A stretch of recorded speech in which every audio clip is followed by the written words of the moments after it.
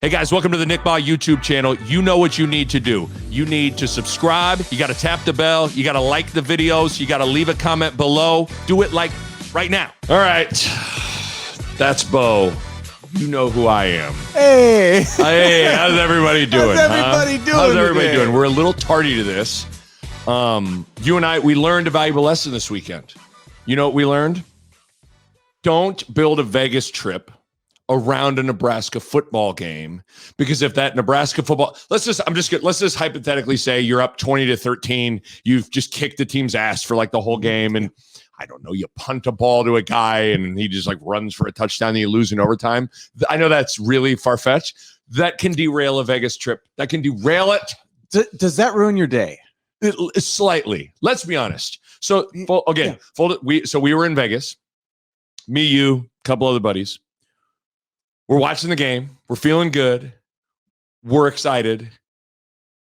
Nebraska loses in overtime. And let's be real about the rest. The trip, we might as well went straight to the airport and just flown home. Yeah, we had a sailboat. Full gale winds behind us for a great night, and then nothing. Just flat, flimsy. It's over. Gut punch. That's, you know what's weird is like, so you're in Vegas, you can bet the game if you want to. Both you and I didn't bet the game. And my line to you, I think at one point, is like, listen, until they got to prove like that they're not going to like, that they can get over the hump before I'm going to like put money on them. Yeah. So you would think you're not surprised when what you anticipate potentially happening happens. But I don't know, man. Is that on that game almost feels like it's on. If you're making a top 10 list of the past 10 years of gut punch losses, why does that one feel? That one feels as bad as any of them in the Frost era to me. I think if I were, but not surprising. No, it's not surprising. What I'm trying to say. Like, I think what crushes us with that loss is we've had losses. It was fumbles, it was picks, it was balls thrown deep. You know, like right. It was, you know. I'm thinking of Colorado Northwestern. I'm thinking of fumble against Iowa. Like, you know, we're trying. This was a punter and punting the ball in like, you know, like in a time where, oh man, it's just like, It's so not on the other, you know, offense, defense, and the guys that were out there battling that we've been like waiting for to play that way. And it's a punt. Right. That's the part that I think hurts. Maybe that's what it's like the thing that you felt like was out of those. It was out of like Adrian's and the defensive lines and the receivers' control. It's the punter and it's a punt. I think that's what hurts so much about it. It was like, I almost like feel better if we lose if Adrian fumbles or something. You know? Like, That's an easier thing to accept. Yeah. Digest. This is. Now, granted, there's a lot of different things that happened throughout the game, but this truthfully feels like a guy was supposed to punt it right. He punts a line drive left, and you lose. Yeah, and this wasn't like there was no miscommunication. This was just simple like skills. He rolls right, he punts right, everybody covers right. Day one stuff, high school stuff, and you can't kick it on a line to a. It was. Here's what I'll give them. They had a second returner. Yeah, it's like they knew on the other side of the field. Just in case a shank happens or something, right? It's almost akin to, you know, when like someone puts a returner back on a long field goal, just in case they can like, hey man, you know, just in case they're short, see what happens here. They were prepared, I guess. I'll give them that. But their dude hit it on the run. And that was, I mean, and to me, it's like, from that moment on, we had lost. I mean, as much as we were trying to still win the game, I think psychologically we lost. Felt like it was going to be hard to, we all knew it. I think we all knew, even if it gets to overtime, it's not good news. Well, I don't know. Like, there's a part of me though, and we'll get into the you know the decisions at the end of the regulation. Like, it's hard to go back, especially after slamming beers in Vegas, to exactly how you felt. Like, the defense had been so good. I think I felt like it was over when the punt return happened, but at the same time, the defense had been so good that you kind of felt like, well, they're not going to score on Nebraska. So maybe in overtime, I guess I didn't feel quite as bleak just because the defense had been so good. But now, are you saying though, is this more of are you looking at should they have pressed harder to score? No. Or you're saying you were good with going to overtime? I was good. Well, let's go there real quick because I mean, there's a bunch where we're jumping ahead in my itinerary here. Did the game happen before that punt? It did. It did. Okay. I had no problem because I don't want to be like, sure, everything after the fact, 24 hours, 24 minutes after the game or whatever, you know what you should or shouldn't have done. I was fine with when Martinez got sacked. I think it was on second down. Yeah. They had 2 timeouts. There's about 20 seconds left. I was fine with, I think I may have even said it, like, just get to overtime. Like, I think Frost said after the game, at that point, he felt like more bad than good could happen. And I kind of felt the same way, mainly because you have an offensive line that has shown you throughout the course of the season, and especially in these big spots. In a 1-minute drill at Oklahoma, you get sacked twice. That's it. Here's your 1-minute drill in Michigan State, you get sacked. Like, what you can't have happen is like strip sack fumble ball game. So I mean, so I was how fine. much more? I think that's the calculus is how much more devastating is that loss on top of that? It could have been worse. It could have been we give up the punt, then we strip sack fumble or pick six type of thing to lose the game in regular. Like at least getting to overtime gave us a reset, which I was in the moment fine with it. Now I think some people are going to be critical. Why don't we do it? I thought we were supposed to be I think you have to be real with the situation. Like, absolutely. We haven't won. If we've won 10 games in a row, we're 10 out of 10 times we're going to try to score even after the sack. Right. But we lose a lot of games and we're trying to find a way to win. And so maybe, we are stepping back and being conservative, but to me, like that's the honest take from a coach that says right now, I don't think that we're ready to go win those games. Right now, we need to get to overtime and try. So I think some people, I think there's a lot of people that are criticizing that decision are a little disingenuous because a lot of those guys are kind of don't believe in the whole operation to begin with. Yeah. And so they're going to attack another coaching decision. It's like, what on earth has shown you that this team is going to be able in 20 seconds to protect Martinez? Martinez is going to be able to make 2 or 3 consecutive good decisions, accurate throws. You're going to get down. You're going to get your timeouts. Like, what on earth have you seen in 3.5 years that makes you think that was going to happen? Nothing. Nothing. And I think to me, it's like the proof is the second down, we give up the sack. Exactly. Like to me, like that's the information you need to know. Right. Is okay. That's where we're at because we did the same thing last week. I think getting to overtime was the reset button we needed because momentum's real. Right. We had lost it completely and we were trying to get it back. So I'm not gonna. I felt okay about it in the moment. Yeah. I still feel okay about it. Okay. But so I wrote this down, kind of framing everything after you saw me on the flight. I wrote like 4 pages on the flight home yesterday. I'm like, you slept. Hey, trust me, you slept at the first hour. I tried to sleep. I was like, yeah, it was good. But so think about this now. Cause like, okay, after this loss, this team could be, and it's not even that big of a stretch to go down the could have route. This team could be coming off back-to-back top 25 wins on the road. Mm-hmm. Instead, you have 2 gut punch losses, one more of a gut punch than the other. This team legit could be 5-0. That's maybe a stretch, but they could be 5-0. Instead, they're 2-3. They could have / should have beaten Illinois. They could have / should have beaten Oklahoma. They should have beaten Minnesota State. I'm not even going to add a could have. They should have beaten Michigan State. They have that game won. And so you kind of frame it with that loss now, getting to a bowl game is now on life support.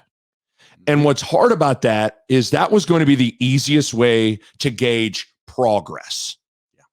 Because now all of a sudden you're entering into a weird world and how you're gauging progress. You also could have gotten into the Big Ten West mix with a win. Instead, you lose. And now it feels like that heat, that angst, that anger, around the program at Frost. Everything gets ratcheted back up. Yeah. It's just like, what a huge pivot. Like, there was a chance you were going to be able to potentially now have Northwestern come to town. You would have now maybe potentially won 2 games in a row. You're in the mix. Everything's kind of, the arrow's trending up. And now all of a sudden it feels like it's like DEFCON 5, another massive confidence blow to the players, the fans, the whole operation. So it's like, there was a lot on the line. Some were calling it one of the biggest games of the Frost era. And they fell short. Illinois and Michigan State have been the crucial games this year. Right. I mean, the other 2 non-cons and Oklahoma are not near as important as those 2. Those 2 were huge just for like the trajectory of our program. Couple opportunities, right? Big opportunities. And man, the way we've lost those games. It's tough, man. Oh, man. It's just one thing if you come out and like, man, we're not hitting our throws, can't run the ball, and they were really good. It's another thing, like, we win these games, we don't make catastrophic special teams errors. Like, things that don't happen once a decade. You know? Here's the thing. I'm already just like, my itinerary, I'm just like, I'm already off schedule. Like, I had a script of plays, and it's like, because what we're saying here, I guess I wrote this question down. I was going to save it for like the end. Is it possible? And a lot of people might roll their eyes at this. Can you simultaneously be close and simultaneously so far away? Because that's what it kind of feels like right now. This team is close enough to be, again, what I just said, back-to-back road wins over top 25 teams. But yet, these laughable elementary catastrophic mistakes hold them back from that. How do you make sense of those 2 things? You know what I mean? Like, I think they can be. Now, I think it's what everybody that's a Husker fan is struggling with is you see our offense in ways coming alive and getting better. Defense, we are playing at a level we haven't played in, 7 to 10 years. Maybe even, yeah. I mean, you'd have to go back to 09, 010 to me to look at a 3-game stretch like this. Yeah. And then our special teams and timely bad penalties are maybe at an all-time bad. In the timeliness of them. That's the stuff. There's every game, there's 2 timely bad penalties. Penalties happen. That's a part of the game. Timely bad penalties is something we've gotten a master's degree. Oh God. In this year. We're going to write a thesis on it. Seriously, it's terrible. And then the special teams are as bad as you can get, basically, when it comes to the actual kicking and punting of it. Right. And fielding of punts. As bad as it gets. So I don't know how to explain the progress in the main meat and potatoes of football than like all the dressing and sides of. It's just like, it's like, I don't know. I'm trying to explain, like, they're so contrasting that you go, I don't know how to explain. Like, usually they're kind of, it's all bad. Or that's like, offense is good, defense is bad. This is like, offense is coming, defense is good, special teams and penalties are atrocious. Right.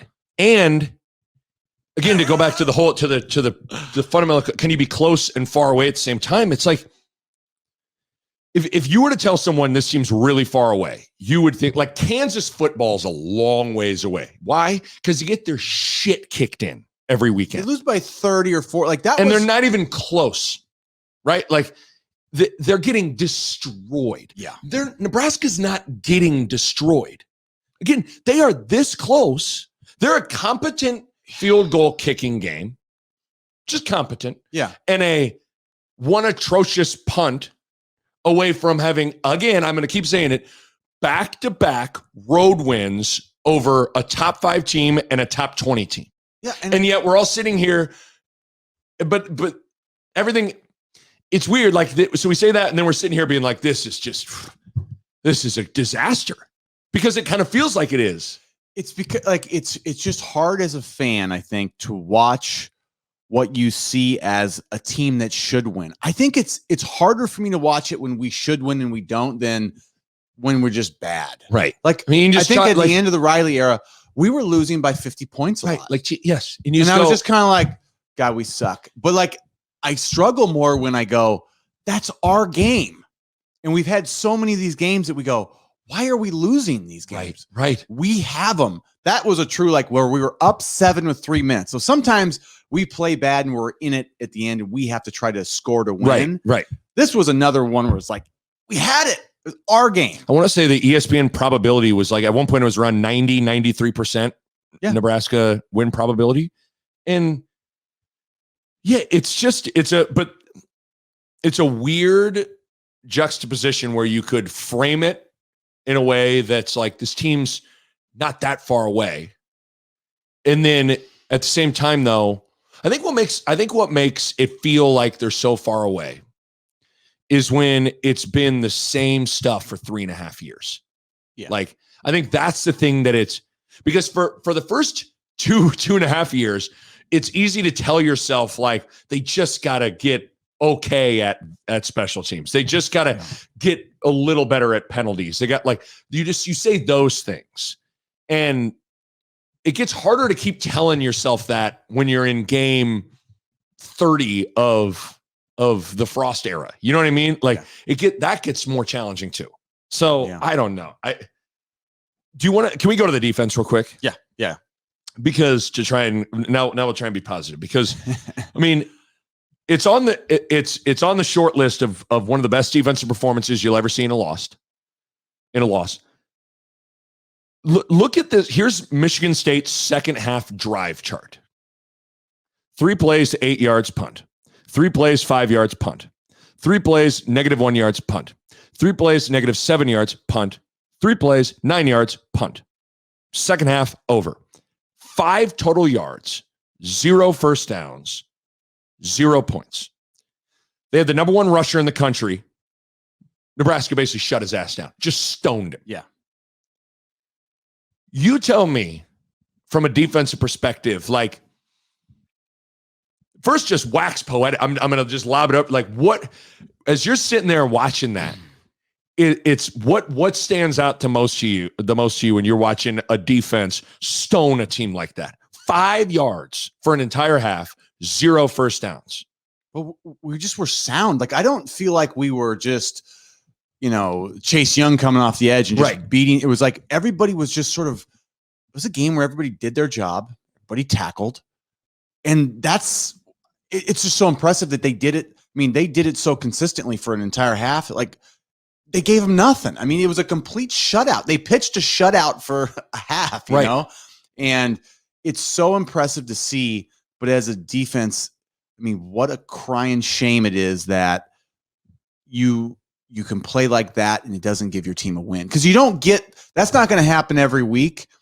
And some weeks are going to be a little, coaches are good and they're going to have their weeks where they're going to scheme us up better or, than we're going to scheme them. And you pitch a shutout for the second half and you can't get a W. What's that feel like? I don't know if you've ever been in a situation like that where you felt like, because again, sometimes people want to pit like, the offense versus the defense and all that stuff. But I mean, I wonder what that's like if you're Garrett Nelson, Doman walking back in the locker room. Like, you just got to be like, what? I mean, I remember a couple that come to mind is like Big 12 championship against Oklahoma. We held them to 17 points, and I thought that should, you'd think do it. Yeah. And I mean, it was like, and they got like a freebie where they were, right on the goal line. So, basically when you hold teams to, close to single digits or, you don't give them an inch and they win a game. It's frustrating because that, man, it's like, it's not going to be like that every week. It's too hard to ask the defense to do that every week. So it's like, those are the ones like, God, you feel like you earned it and you don't get it. When I watch this defense play, it's amazing what 3 things will get you. If you're physical, everybody's tough. Like nobody's shying away from it. No one's reluctant to come downhill. Guys are willing to set the edge, blow up a lead block or whatever. Like, so if you're willing to be physical, if everyone's on the same page with their assignment, their sound, and you tackle well, you don't necessarily have to be amazingly talented And guess what? You're going to be pretty good. You get 11 dudes that play with some nuts. Yeah. Know what they're doing and tackle well. Like, our discipline looks better. Our technique looks good. I think we do look tough. I mean, I think there's not a guy in the defense. I think, that guy's a little. It doesn't look like it. It doesn't look like that to me. And I think the D line is just them being like physically like this Big Ten football, and our D line finally looks like, wow, that's what a Big Ten D line's supposed to look like. They're not getting knocked off the ball, and then like I think the secondary's been better this year. I think the X factors are young guys. I mean, Reimer and Henrich are, I think, a big step up this year. And Nelson, I think, and I think Nelson's improved. Right. He's improved.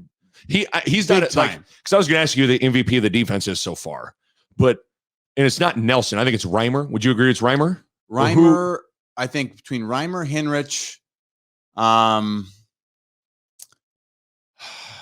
feel like safeties have been pretty good. Yeah, pretty good.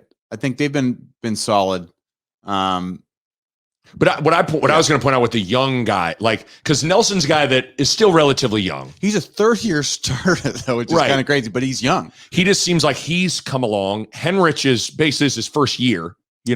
He's coming along. This is Reimer's pretty much first year. He played a little bit last year, but he's coming along. Those young guys have come in and hit the ground running. But if you had to, there's one guy we're not talking about for this game. You do the whole like hand out game balls. You got a game ball, your Colorado game ball right there. First guy I wrote down was Snacks. Yeah. Snacks was eating some motherfucking snacks that game. Nick, let me tell you, when you go up north to Minnesota, it's a long trip. You better have in your bag. Hey, it's like you coming to Vegas. This guy here. Every time he's got about 15 bars in his bag. Who had a bar? Okay, I had a bar. You had a bar. I had a bar. You're prepared. You give me shit because I always, when I get, you and I always. He's like, he's got his bags. He's got his cough drops and he's just. I'm just like this guy. I showed up in Vegas. I always have bars. I have various medications, including Advil. You need whatever. I had an acid reducer. I took a Tums. Yeah. I mean. I had gum. I had sunscreen for us. When did you become Mr. Prepared? I hate it. What my biggest fear when I'm away from my house is getting hungry. I get you that. And that's how I think Snacks feels. Let's see. He had a steady diet of running back tackles for losses. He was just eating the center. Let me get some of that guard. Let me get some of that running back right there. That's a good running back. We got to keep Snacks hungry all year. Snacks was starving before that. Hungry. Oh, but it just seemed like he was getting penetration. Yeah. Like, I don't even know what I bet his stat line's not even, and this is kind of the nature, you would know better than I would, when you're kind of that position. It's just, if you give no push, dudes up. It's just either take two or you disrupt and make a play. And he did a good job with that. He had 4 tackles. But it's just like, dude, if there was a stat for Snacks, he would have. What's the stat line? I mean, 4 tackles, 17 snacks. That's a pretty good stat line. That's a pretty good stat line for my guy Snacks. But I thought Snacks played well. I thought Garrett Nelson in the second half in particular played well. Reimer, just, we were talking during the game. He's just always, there's something to, he reminds me of your brother in this way that like your brother just, it was rare that like your brother wasn't around the ball. Like he just, and that's Reimer. He just gets to plays. Well, do you know what it's the term we sometimes use is the eraser guy, where even if there is a mistake or something, right? It seems like Henrich and Reimer's, they'll make that tackle at 7 yards, where a worse player is going for 15 or 20, right? Where they'll go clean up something just by being athletic enough and good enough. And that's, I think we haven't seen that at linebacker. I mean, we had some guys that I thought played hard for the last handful of years. We didn't have erasers. The guys that just like, they're good and they constantly get to the ball and get the guy down. Right. I mean, that's what those guys do well. Because again, I does it seem like, because this is something you and I talked about in the preseason, one of the reasons you and I were a little more bullish on this defense, a little higher on this defense than maybe other people would have been. It appears to me like they really have a great sense of reads, responsibilities, communication, all that stuff. Yeah. I mean, because they've been in the system for a while. This is the underrated thing about the continuity. Same coaches, same system. Right. Like, I think we're seeing the benefits of the continuity. As much as we were like, man, these guys it's like some of them the same guys, right? It's some of the same guys, just with a little bit more seasoning, and just like they know the system. Like, when you know what you're doing, it's easier. Dude, that part of it, I think, has been a big advantage. Did you ever feel like, I don't want to get too the trust part of it too? Like, if you trust, like there had been times you trusted Stu to do his job, like and so you don't have to overcompensate or Jay Moore is going to do his job here, or whoever, or whoever's behind me. Ben Eisenhart's going to come in and make you can play faster when everybody just is doing their job, right? So I mean that's the game is like, if everybody does their job most of the time, like you're going to be like then it's just a matter of like, okay, they're going to throw some wrinkles that maybe you haven't seen, that are, some beaters, things that are going to stress your defense. And then you might have to adjust. Right. And how well you do that, that's game to game. That's a big deal. But the baseline, like if you were physical, like you said, like you do your assignment and you tackle, it's a lot easier to be a good defense then. Because then it's just like,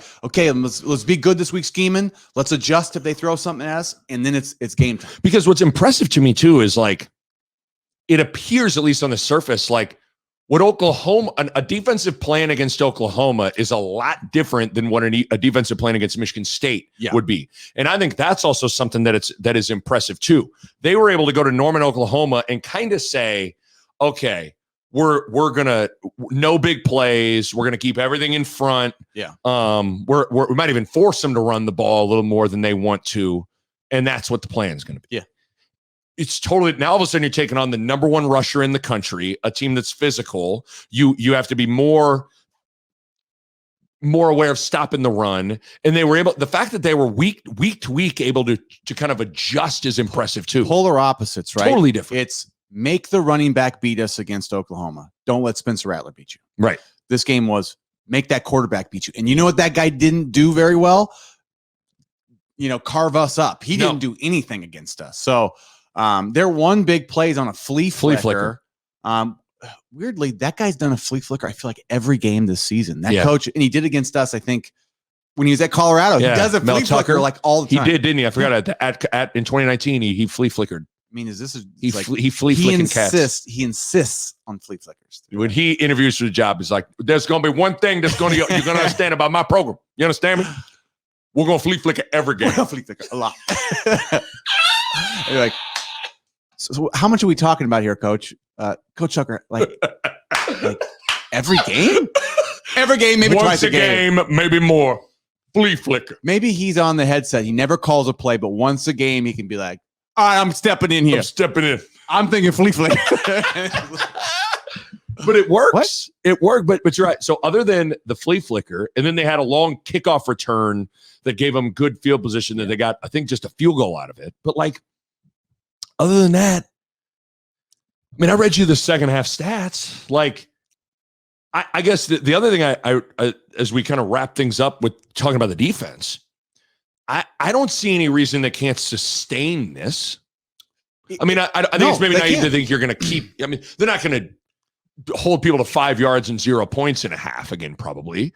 But yeah, I guess I don't see that. This doesn't feel fluky. This isn't like Linsanity or something like that. Where you're like, this feels like at some point like it's going to slow down. I'll give Linsanity. He could run the pick and roll. Jeremy Lin did his thing. I'll give Linsanity some credit. He was flea flicking cats. Was it a fluke? I don't think you can do something for a season and be a fluke, right? Well, his was like you have 2 months.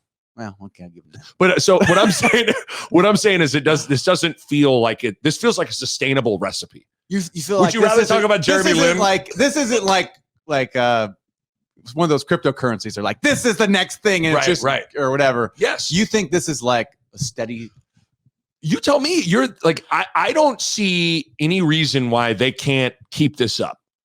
I think if they stay healthy, I mean, I think this defense can be really solid. I think what you can't expect is shutouts. I mean, I think I guess teams are going to scheme us. Like I always think every couple of games somebody's going to come with something, and your job is to not make that a habit, right? So, gosh, man, I don't see any reason why we can't be solid all year, though. Yeah, I just think it's amazing, and I don't know how much you consumed this stuff when it's pretty amazing to think about when Frost and everybody arrived, like the whipping boy, the guy that people were close to making him walk the plank, even when he arrived, was Eric Chenander. Yeah. People kind of didn't believe in the guy from the jump, and look at this shit. Like that side of the ball is legitimately good. Yeah. I think what you see is, and I'll give like Mike Dawson some credit. I think his guys have been better. Right.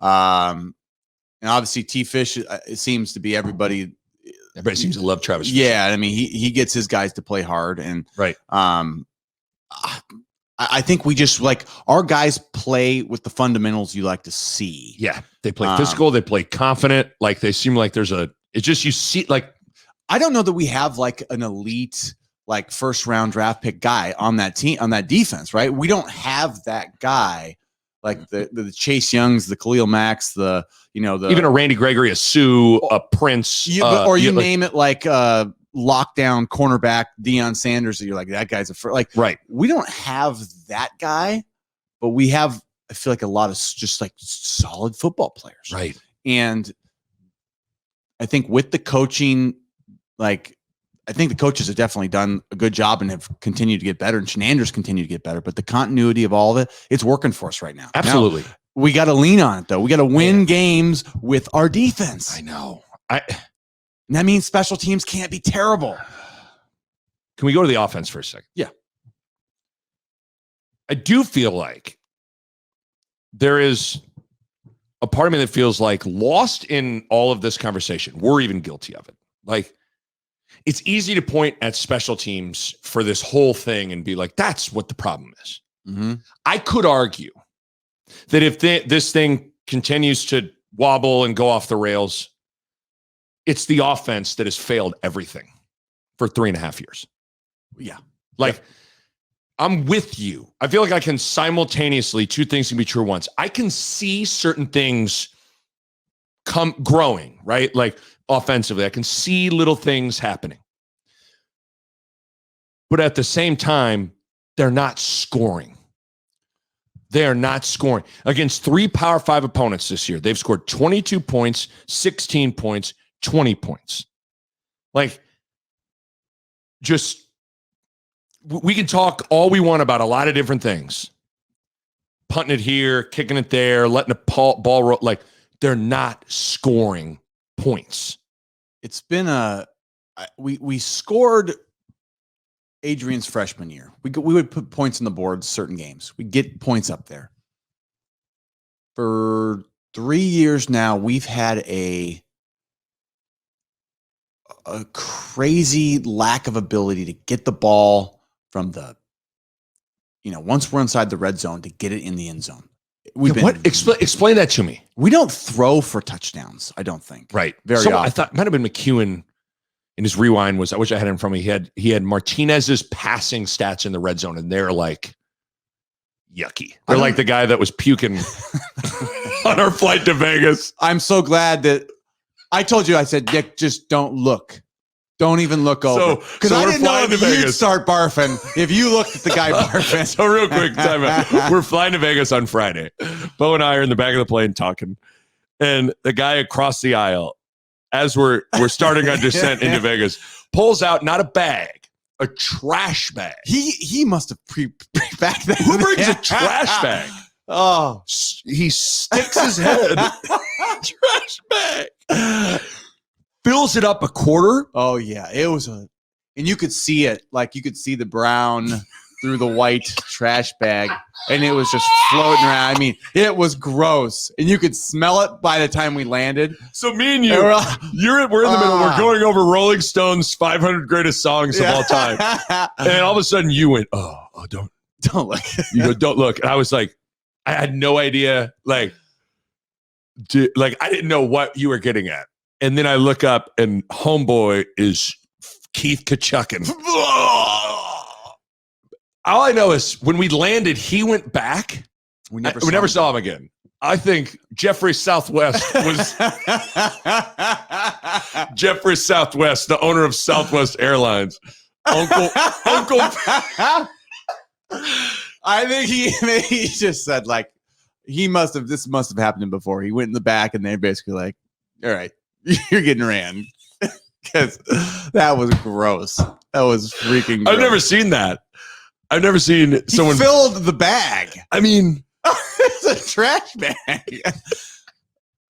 Like, if he knows it's going to happen, he's like, well, I got to make sure I pack this and the standard 3 gallons of water pre-drink. Like, how do you barf that much if you know you're going to barf? Like, it was a lot. It was a lot of water. Golly. You know, you get up pretty high at the altitude. They say always hydrate. Well, maybe not that much, buddy. Maybe not that much hydration. Oh, God, you got me sweating and crying here. Okay, what were we talking about? Oh, Martinez in the red zone. I said you barf when you look at Martinez's stats. That's how we got here? Yeah, exactly. Okay. But I wondered, because I wrote that down. I wrote down, explain the red zone problems. Like, it's just passing. It's barf, like the guy. That's a great analogy. Basically, when we get in the red zone, let's look at my trash bag. We should pack a trash bag every time that we get in the red zone. But guys, have you seen the stats?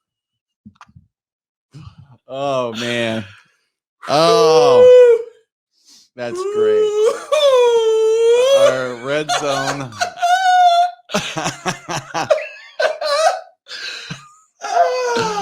Okay, we better get back we good? to it. All right, here we go. We good? I think so. Okay, we good. We'll keep this. We'll keep all this in the pod. See, what's weird though is that some people would say they're not scoring in the red zone because they can't run the ball. You think it's because they can't throw the ball? I mean, I've seen like a couple of big, just like we missed throws right into the end zone. But I don't know. I think I always feel like we never have a chance we don't even take the chance to throw it. So we end up running it a lot because like, I don't feel like we even try. And the times we do, we miss. Yeah. I mean, but it's any way you slice it. I guess that's why I just wanted to start with like the big picture offensive thought. Like, I think we're all excited about seeing little things here and there with this offense coming alive, but they're not scoring. No, they're not scoring. And you know, your margin you're asking for it. My line always is like when you're settling for field goals or you're not scoring I always say when I'm watching games, like, you're asking for it. You're asking for it. Like when you don't score, when you score 20 points, you're asking for Cerny to send the ball in the wrong journey.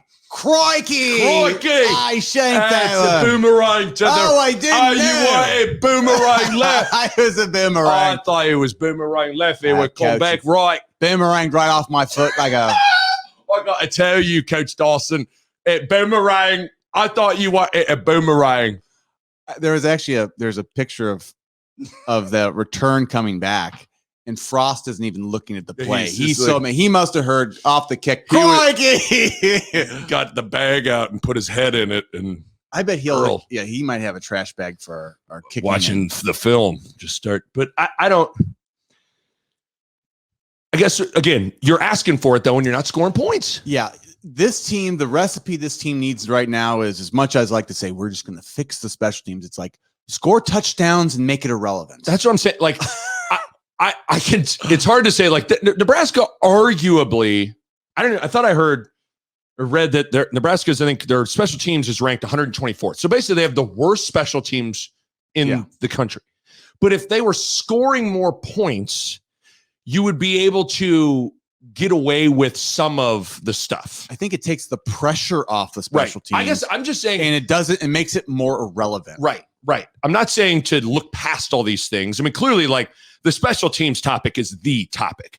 But what I don't want anyone to the offense is really not scoring the ball. The offense is not out of this sort of like critique. Like they're a part of this. Like if they could get the ball in the end zone, they had the killer instinct to be like, look, we just drove it down the field like they did to score to win. Like not to win, but you thought would be the win to take the lead 20-13. They go 80 yards. They've done this for 2 straight years now, where we drive, we get in there, and we get zeros or field goals. Yeah, that was like the story of last year. That was the story. Right. We just couldn't score. I mean, Northwestern couldn't score. We make them like. We got to score touchdowns and take the pressure off the defense and special teams. Right. We need to. The O-line, let's talk about the O-line for a second. I mean, the false start bug bit him again. Yeah. And the thing that's amazing, it's not just one guy. It's they all take their turn. Won a game. And here's what will be interesting though. It's is that a symptom of first 2 road games with people? Could be. I thought about that. I it's inexcusable. Right. It's terrible. Let's set that aside. That's all true. But let's think about it now. Like, some of these guys have never played in front of people on the road. First time. It's noisy and they're, and keep in mind, they did, to your point though, of that, like they didn't play in front of crowds last year. No crowds last year. And like these are stadiums. Packed stadiums against top 25 teams with good players. They got jitters in their pants and they can't hear. That's a factor. I'm saying if you want to know why, I'm saying that's probably why. Doesn't make it right. It's just that it just is. It's young guys. I think that's part of it. I mean, it sucks. It doesn't make it an excuse, but I'm just thinking out loud that that's probably what could help. This is 5 of the last 7 are at home. Yeah, should be. So you would think the false start thing would be hopefully less prevalent. Who knows? I mean, but the false start thing is unbelievable. Yeah, was 7? Is it 7 in 2 games, or is it 7 or 8? Maybe. Did 8? They have more? I thought they had 4 against Oklahoma. I thought they had 4 against. They had 4 in this one. So I thought it was they might have 8 false starts in 2 games. 8 in 2 games. That's now, if I'm not mistaken, I don't think they had a false start in the second half in this game. They had 2 in a row. Where Frost had a meeting and yelled at him. And then today in the press conference, Frost apparently it was Sichterman was saying that Frost was working with them at practice. So I think Frost is now like the false start coordinator. I think Frost needs to like have his like jersey and pads hidden. He'll be like the kicker someplace. He's like, I'm taking it on myself. I'll punt this ball. I mean, honestly, or just go into the practice and be able to just like knock guys over when they mess up and then just claim that he's Cerny or something like that. But the other thing with the offensive line, so because I think it bridges in, I want to talk about Martinez. Martinez is masking so many issues. Like, was he awesome on Saturday? No, he wasn't awesome, but he was good enough to win. Mm-hmm. And guys, he was sacked 7 times. And he Houdini'd, David Copperfield his way out of like 6 or 7 other sacks. He could have been sacked like 12 times in that game. Yeah. So I do get like, this is maybe like, I think everybody's a product of their background. Like as a former quarterback, like people are like, oh, he missed this throw, that throw. It's like, well, here's the thing, guys. Yeah. When at any moment you are getting sacked and the rush is coming from everywhere, things aren't always clean and smooth when you're in the pocket like that. So yes, is he missing some guys? Yes. Is he maybe holding on to the ball too long at times? Sure. But this guy is, if it weren't for him, forget about it, man. Yeah. Forget about it. I remember he goes down that first drive, and I was worried he was gonna like, would he break his jaw or something? It seemed like. They went to X-ray it. Yeah, thank God he didn't. But like, I literally like turned to you, go, well, that's the season, like it was that. That's, you don't know how good you got it until it's gone, and when you feel like he's gonna be gone, like, dude, we are in trouble without him. Like totally. We need him in the worst way right now because he masks some errors. He's a 4-year starter. Like, he brings some calm. I think really it just, for him, it's like, get the ball in the end zone. Get your team to get the ball in the end zone, and everything else he's doing, it's like, just keep doing it. Right. Like, you're going to have some plays you miss. You're going to miss some passes. He's got to make the ones in the red zone, though. When the guy's open in the red zone, can't miss there. You can miss all. He's still the one thing that's missing with him, as I still think, like, trust me, I'm one of those guys. If you're in the camp that is criticizing Martinez, like, not this year. I mean, just stop it. But the one thing that he has not done that I do think, sometimes I think the term crunch time, we get over, like, that's all that matters, baby, crunch time. Well, as a quarterback, that is kind of like how you're defined. And I will say, in crunch time, he's typically not delivered. Yeah. And that's the quarterback's time.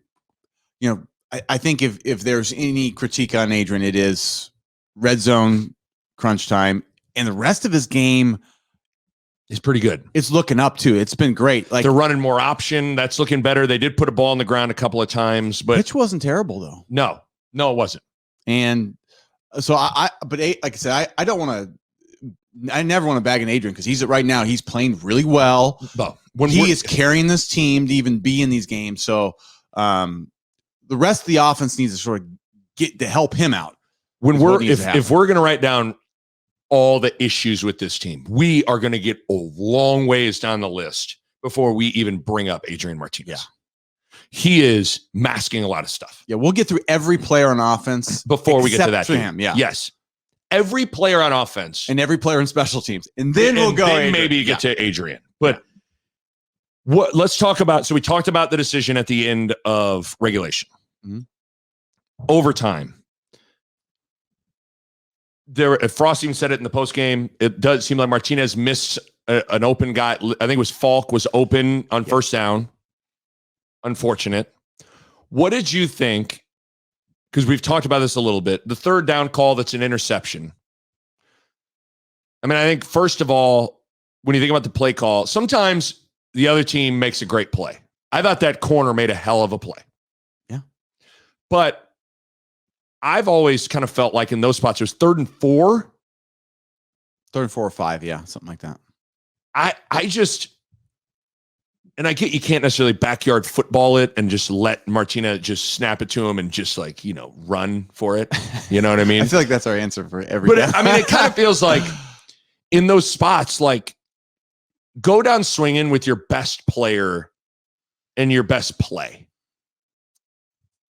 Here's what's hard is pre-snap. I think they motion the running back out. And their man, I was calling it. You go the they man got up top. Man up top. You could see it's like, if we can beat them man on man, it should be there. I think Adrian made the right read, and it's either throw it to the inside or the outside slant guy. Normally on those, you throw it to the outside slant. Agreed. Guy. I don't rarely see people throw the inside slant. And their cornerback, he just jumped it, man. He jumped it and he got there. Like, so I mean, did Adrian force it in there? He probably said, I think Adrian said, that's my throw, and he threw it. But that's usually the right throw. That's the hard part. Isn't really a read. It's because it's a time. You don't like. It's thrown before. Yes, it's thrown before the break, and you are trusting your guy to win. Yeah. So in a lot of ways, it's Torrey and it's Adrian together. Like, Torrey, you can't let that guy cross your face. And Adrian, it's like, you got to make the right decision, and that's hard because it's a timing route. It's not a read. Like, people, like, a slant isn't really a read. Now you can if a guy's sitting on it, like if a guy's shading inside, you can go, that's not gonna. But I mean, don't as a receiver, don't you got to shake him out? Like, yes. That's where Torrey. I got to go back and watch it to see. I don't know how much conviction he had in. I mean, you got to win. You got to win. I think that's a receiver. The receiver's job is to win there, as much as it is the quarterback's job to see it in time, because it is a quick play. Well, the one thing that I gave you this line in Vegas, like, it's the old Nick Saban told a great story, and from his high school football days as a player, and it's stuck with him as a coach at Bama now, is that when you get in the big moments and the critical situations in a game, don't think plays, think players. Yeah. And that's something that I think is a very important lesson or a very important school of thought for people to have in mind. And I guess for me in that spot, I wanted to see Martinez running. So yeah, that's where I think, Nick, when you say that, I think, well, you're putting the ball in Adrian's hands. Like, right. To me, if you hand it off, you're saying no. Like, you're letting Adrian throw it to his best receiver. I kind of think that's the same thing.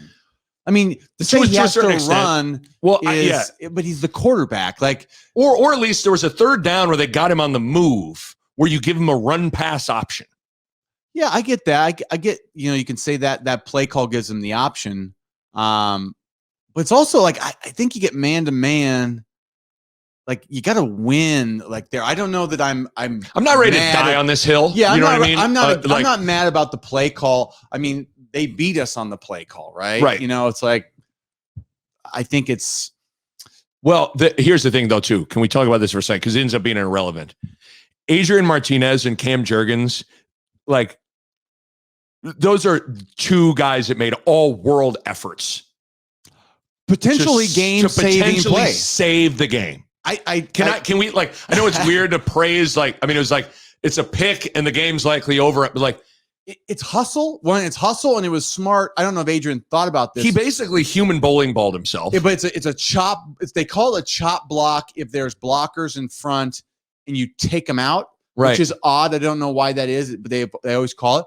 But the penalties are relevant, right? So this is a lesson I was thinking about more. Is like on a 2-point conversion where they're going to run it in to win.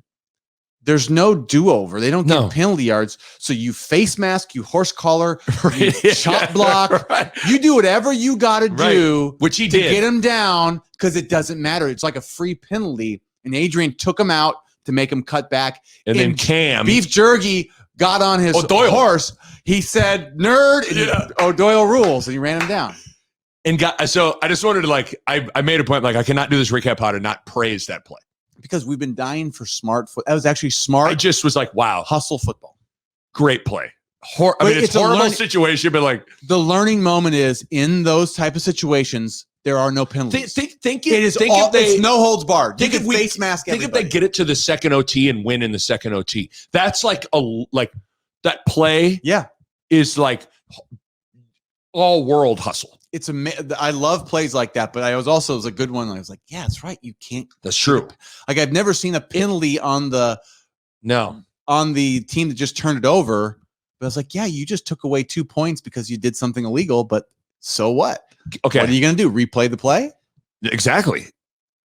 Last thing on the offense, and then we'll kind of wrap this bad boy up. Help me understand. I still just can't understand some of the personnel rotation stuff. Like, not only first of all, like, Brody Belt will pop up in weird spots, or all of a sudden you're throwing like a screen to like Austin Allen, or Ramir was fourth string. Now he's the starter. Stepp was the leading rusher, didn't play at Oklahoma. I think got like 2 snaps against Michigan State. Sevion Morrison showed up in big spots against Michigan State. Betts didn't play against Illinois. Now he's like, arguably, he's really had a good couple game stretch. He was injured in the second half, I think. Punt returner. You have 4 different punt returners. It sounds like they've settled on Teray, but what's his favorite side dish? He likes rolls. I mean, that dude needs to catch a punt at some point. Yeah. I mean, he just wants everything. He just gets like, just wants to watch it roll. It's ridiculous. And then punter, they have 2 punters. Rolls. I like that. They got Outback Steakhouse and Pristop, and so I guess I don't understand some of the rotation stuff. The running back and running back is the ultimate, like, well, it must be like every week they go, who looks best today? Like, it must be truly, when they say it's an open comp, that's usually not the case. Right. But it must be a day-to-day battle. And then receiver must be something similar where, like, or people are nicked up or they're playing a lot of different guys. I don't, it's just still confusing for me at times. I get frustrated matching personnel with play calling or just getting certain guys out there. It's just confusing at times. Let's talk about special teams and we'll wrap this thing up. I mean, Frost said after the game, a little bit tongue in cheek, but maybe he's not. Like, he was like, I think there was 200 to 300 yards lost in special teams. the Torre rollouts. That was where I was like, man, just go fair. We could just, I mean, we always joked, people always made jokes about Santino Panico, but he caught every punt, I think. I guess He got no return yards. Would you take Santino Panico right now? I mean, the concept of Santino Panico. I guess that's just amazing. Fair catch everything and go up there and catch it. Catch it. Just catch it. He could catch it. It's just like we've found out a way, like, don't catch it in the one, don't muff it. But now you got to catch it. Like, now we're not catching it. Right. Like right. Everything we do, we're like, well, we better be careful not. It's like extremes either way. Yeah. But this is like the same reason why it's so frustrating. It's like, you would normally try to score no matter what going in at the end of the game. But now because we've lost so many bad ways, we're like, we don't. Same way, like we've muffed so many putts. Now that we're like, we don't even catch it. And then the ball rolls out 100 to 200 extra yards. So I'm sure Toure saw Cam Taylor-Britt muff a punt against Fordham. So he's not making bad catches. Or against Buffalo for it, and then let one bounce and hit him. And so Toure's like, but that's what happens when you're playing on your heels. Like, we are on our heels in special teams where we're like, please don't make a mistake, instead of like going and trying to do the right thing. The other thing, I mean, before we get to the big stuff, like, when's the last time Nebraska had a kickoff return past the 25-yard line? We shouldn't return kicks right now. We should fair catch it. Well, it's just, but even when they do try to, they've not. I mean, I think it's been. I don't think they had one last year, and they haven't had one this year. We don't got a guy we don't have a guy that's a threat. We need to just take it in the 20. We should take it in the 25 every time. But it's just amazing with the special team stuff, and then we'll get into this. This will bleed into something else. The kicking game has probably cost 2 games this season. Yep, we talked. I mean, field goal kicking at Oklahoma. Punting at Michigan State. Because, I mean, we're talking about boomerang, but how about Pristup kicked a 7-yarder? Nick, it's unbelievable. So that's going to lead me into, because what's gotten a lot of run is Scott Frost's press conference. Mm-hmm. And we listened to it because there was a definite, like, there was a different tone to it. He seemed more, you tell he's mad. And okay, was he blaming players? Yeah, a little bit. But I also think, like, just because something is, you can say just because something is true, it's not right to say it. But at the same time, it doesn't make it not true. Yeah, I mean, I because you said he's been working with them all week. Is that what they said in the paper? Today? So we're recording this on a Monday. Like, he's working with the offensive line today. Oh, okay. But that wasn't the weeks before. Okay. No. But I guess, because it's funny, it's amazing that, like, we were talking about this amongst our friends in Vegas, and then it kind of like bled into the press conference, and it's bled now into like the conversation of like playing the blame game with all this stuff. Yeah. How much is this like blaming? Do you blame? Is this all on Frost? How much is it on some of the players? And like, what's tough with special teams is the kicking game feels like it's the biggest issue right now. Yeah. Is it coaching when your off-conference kicker just all of a sudden can't kick a field goal? And is it coaching when your punters are punting a 7-yarder and your punter is supposed to punt it right and he punts a line drive left? Is that coaching?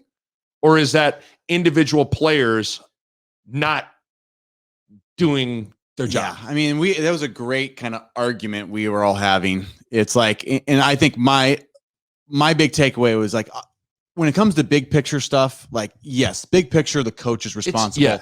When it comes to individual plays and things, like, players have to have, responsibility as well, right? Like, when it comes to them and their individual play. And I mean, yeah, it's a kicker and a punter. Like, they have to just be able to do it. Like, you can't go out there and kick it for them. And you can say you could coach them harder or something, but like, what do you mean? They got to kick the ball.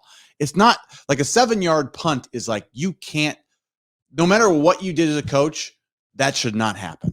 Right. You could be the worst special teams coach in the world, and those 2 plays will never happen for the worst guy. That's just such a bad play by the individual. So, I mean, I was blessed. I played with Kyle Larson, Sam Cook, and Henry was there when I was there at the end, but he was more like later on Yeah. was when he really was good. But like, I never had to think about the punter. No. They never missed. The kickers were good, fine. You know, sometimes they'd miss, sometimes they'd make, but they didn't miss extra points and miss easy ones. It was something you didn't really have to worry about. Right. And that's typical for special teams. Most teams, they're not worried about their punters. They're not worried about their field goal kickers. Not that much. Right. We are like losing games because of it. That's the part that is so hard. And so I guess, I don't know. I mean, I understand the whole, you know, Frost press conference and like, I understand. Yeah. Was he kind of lashing out and calling some dudes out? Yeah. You know, like called out a lot of the O-line, but I don't know. I mean, I guess I didn't have as big a problem with it because it's true. I mean, I guess that's if what I'm you saying. say, Like, gosh, I think we just need to coach you guys better so you don't false start 8 times in 2 games. Right. I mean, you can't say that's like they're coaching you to do that. Like, right. I mean, I do hope, like you always do hope, obviously, that Frost is looking in the mirror at all times, which Sure. I think I can only assume he is. Yeah.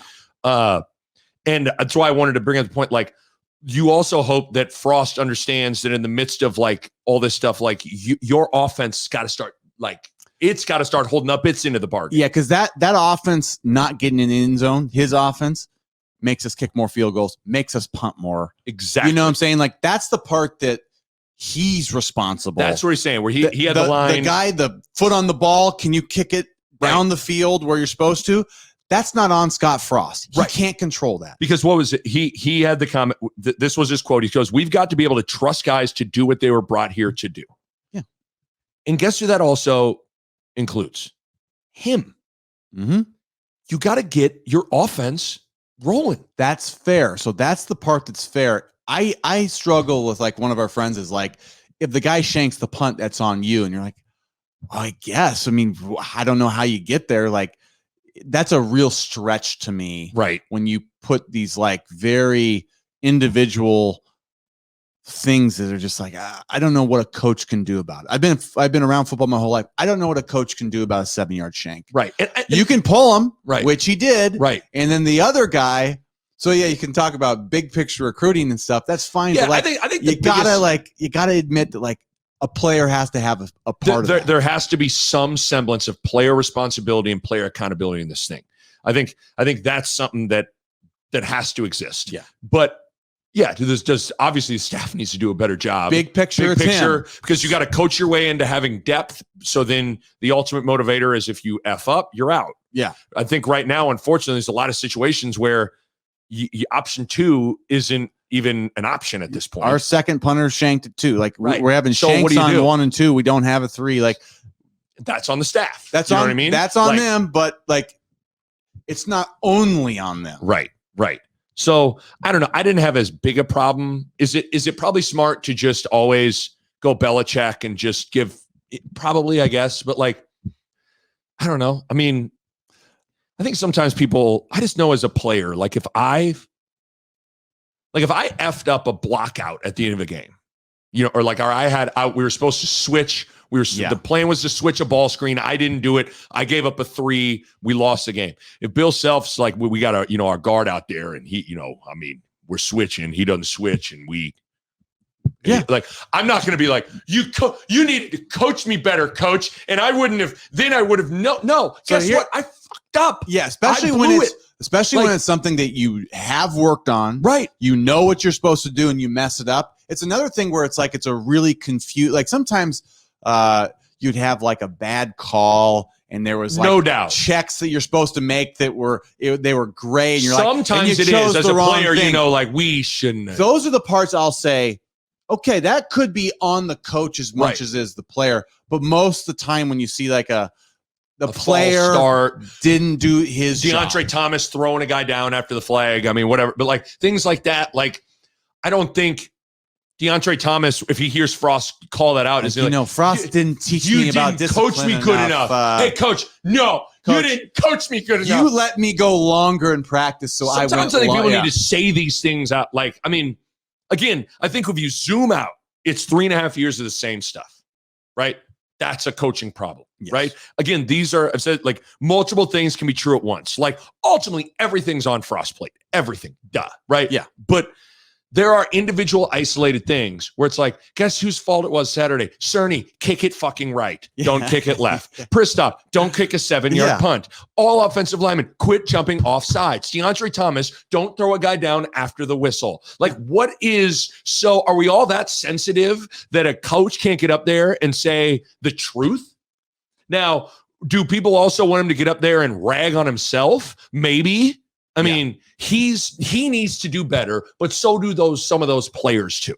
Yeah, and he doesn't like, he doesn't say that guy sucks. He does, he's not talking about that. He's like, he's saying out loud what happened, and by the way he says it, it's just like the truth sometimes sounds bad. It does. Like we tell him to kick it right, he kicked it left.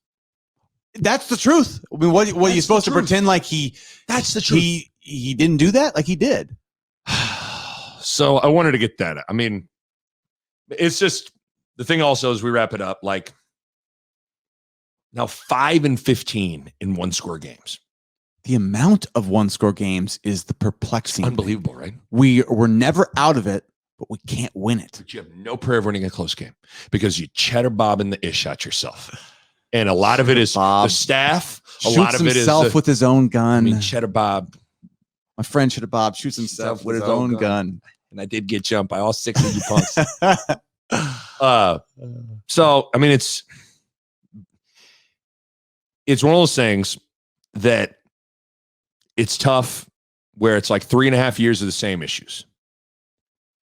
And they clearly have tried to fix and work on them, and it's not getting better. And it's hard to project things moving forward to get better when that self-inflicted stuff isn't getting better.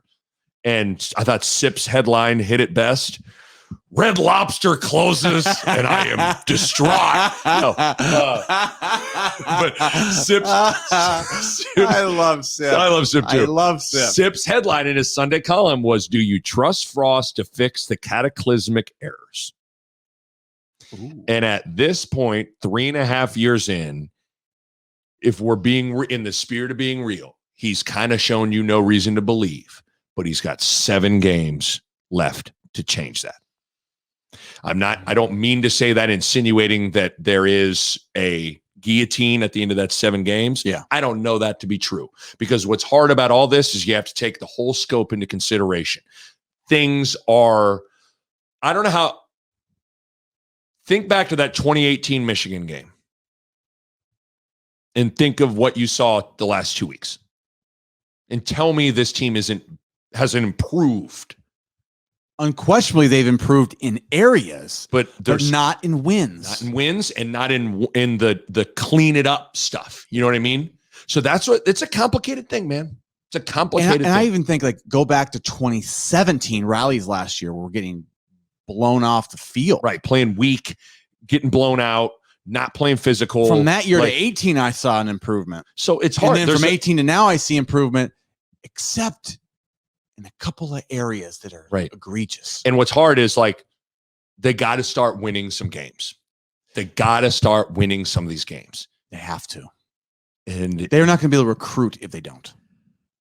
So it's going to be really interesting 7-game stretch. I mean, there's a part of me that feels like there's no reason they can't be in and win almost every game left on their schedule. I mean that. They could be